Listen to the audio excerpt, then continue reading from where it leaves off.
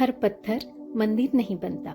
कुछ रास्तों में ठोकर बनते हैं, कुछ नदी में बह जाते हैं, लेकिन कुछ पत्थर ऐसे भी होते हैं जो टूटकर बिखर कर अपनी असली पहचान बना लेते हैं। सदियों पुराना पहाड़ गिरिराज, अड़िग अचल, गर्व से भरा। गिरिराज भारी आवाज में कहता है, मैंने समय को बदलते देखा है। तू क्या बदलेगा, छोटा सा पत्थर? नीचे पड़ा एक छोटा पत्थर पार्थ हर दिन उसकी बात सुनता और हर दिन थोड़ा और छोटा महसूस करता। पार्थ अंदर ही अंदर सोचता, क्या सच में मेरा कोई मतलब नहीं? पार्थ ने नदी को देखा, वो बह रही थी, जीवन दे रही थी। पार्थ उससे कहता है, तू कितनी काम की है और मैं बस पड़ा हुआ हूँ। नदी मुस्कुराई और कहा, जो रुका है वो भी एक दिन चलेगा। पार्थ गुस्से में कहता है, लेकिन कब? नदी धीरे से कहती है, जब तू खुद को बदलने देगा।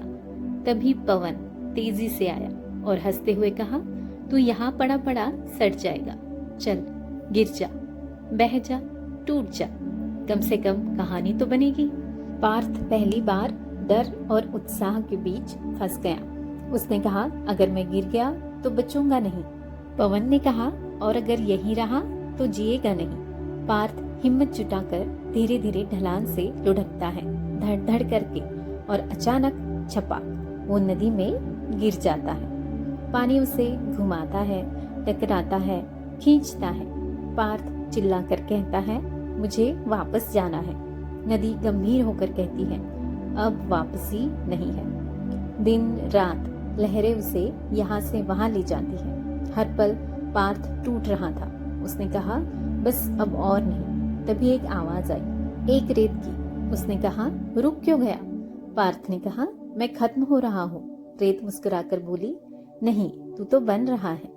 समय बीतता है। अब पार्थ दर्द महसूस नहीं करता, वो स्मूथ हो चुका है।